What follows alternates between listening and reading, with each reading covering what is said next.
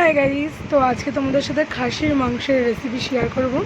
তো ওখানে পেঁয়াজ, টমেটো, আদা, রসুন নিয়ে নিয়েছি। আর এইখানে 750 গ্রাম খাসির মাংস এনেছে তোমাদের দাদা রাত্রিবেলা। আবদার যে রান্না করে দিতেই হবে, তো রান্না করছি দেখো। আর এইখানে মাংসের আলু কেটে নিয়েছি।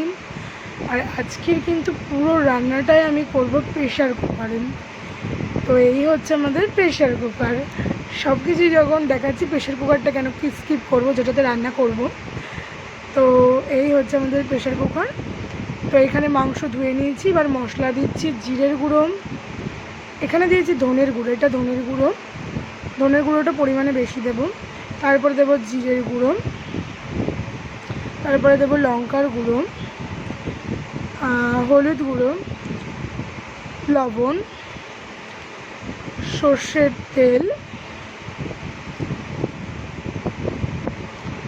দিয়ে ভালোভাবে মাংসটা হাত দিয়ে মেখে নেব।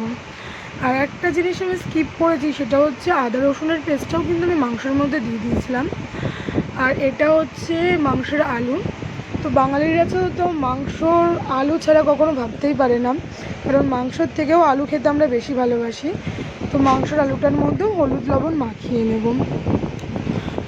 মাখিয়ে নিয়ে ভালোভাবে মাংসটাকে মাখবো হাতে, মেখে ম্যারিনেট করতে আধ ঘন্টা ছেড়ে দেবো। এই দেখো,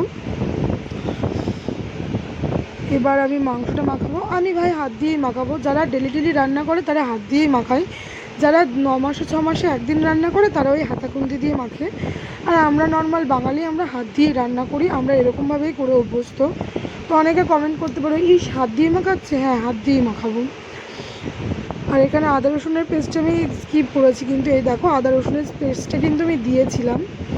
দিয়ে ভালোভাবে মেখে আধ ঘন্টার জন্যে আমি মাংসটাকে ম্যারিনেট করতে ছেড়ে দেব।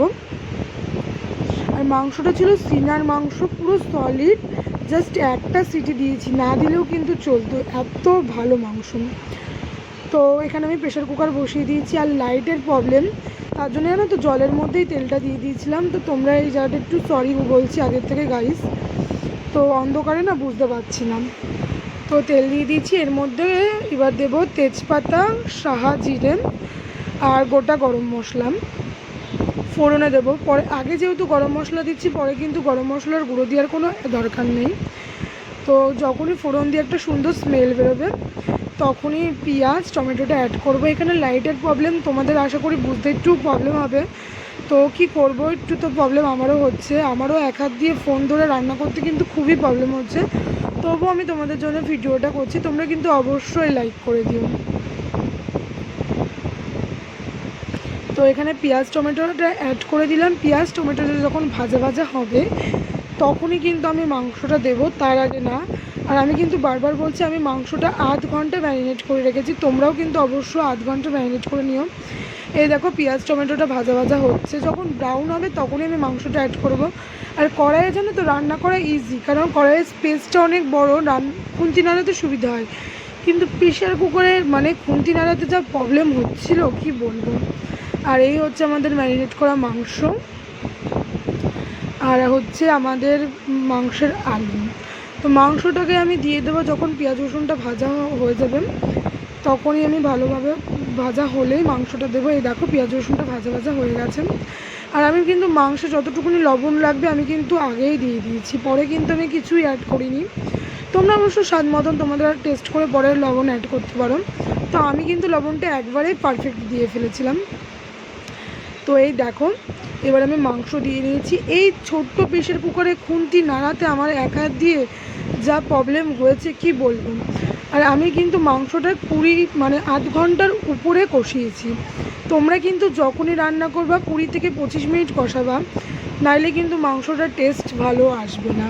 আর এই মাংসটা কিন্তু আমি একদম ইজি ওয়েতে রান্না করছি, তোমাদেরও যাতে রান্না করতে একদমই সুবিধা হয়। আর বারবার করে কষাচ্ছি আর প্রেশার কুকারের ঢাকনা দিয়ে ঢেকে নিচ্ছি, যে তাতে কী বলো তো মাংসটাও তাড়াতাড়ি সিদ্ধ হবে। আমি যেমন একটা সিটি দিয়েছিলাম, না দিলেও অসুবিধা হতো না, কিন্তু আমি একটা সিটি দিয়েছিলাম। আর গ্যাসটা যখন কষাবে একদম মিডিয়াম ফ্লেমে রাখবা, মানে হাই ফ্লেমে দিলে মাংস পুড়ে যাবে, আর লো ফ্লেমে দিলে কিন্তু মাংস একদম ছিটকে যাবে, সিদ্ধ হতে পারে না, তো মিডিয়াম ফ্লেমে রাখবা আর বারবার কষাবা। যখন কষানো অর্ধেক হয়ে যাবে তারপরেই কিন্তু আলুটা অ্যাড করবা। অর্ধেক কষানো হওয়ার পর আলুটা অ্যাড করবা, তারপরে আবার কষাবা। তো আমি কিন্তু বারবার করে ঢাকনা দিয়ে দিচ্ছি, তোমরাও দিয়ে দেবাম। তো এই দেখো আলু দিয়ে দিয়েছি, আলু দিয়ে প্রেশার কুকারে আরও নাড়ানো যাচ্ছিলো না, মানে এমন প্রবলেম হচ্ছিলো। এত কষ্ট করে ভিডিও করছি তাও আবার তোমাদের জন্যে। অবশ্যই কিন্তু লাইক কমেন্ট শেয়ার করে দিও, তাহলে আমি নতুন ভিডিও বানানোর আরও ইচ্ছা থাকবে যে না সবাই ভিডিও দেখছে, আমি অবশ্যই করব। এই দেখো প্রেশার কুকারের ঢাকনাটা দিয়ে ঢেকে দিচ্ছি বারবার করে। আর যতক্ষণ পর্যন্ত না মাংসের তেল ছাড়বে ততক্ষণ পর্যন্ত কিন্তু মাংসটা কষাতেই থাকবা। আমি হয়তো ক্যামেরায় বোঝাতে পারবো না, আমার মাংসটা এখনও কিন্তু কষানো হয়নি। তো ধৈর্য ধরে মাংস কষাবে, আর মাংস যত কষানো ভালো হয় তত স্বাদ হয়।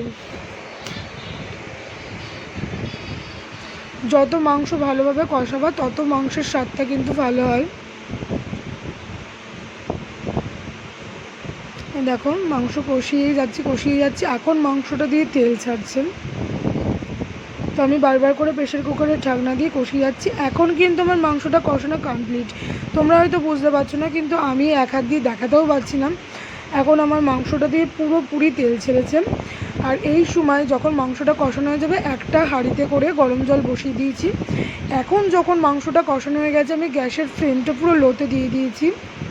তো এই দেখো বুঝতে হয়তো পারছো যে আমার তরকারিটা দিয়ে তেল ছাড়ছে, মানে কষানো পুরোপুরি কমপ্লিট।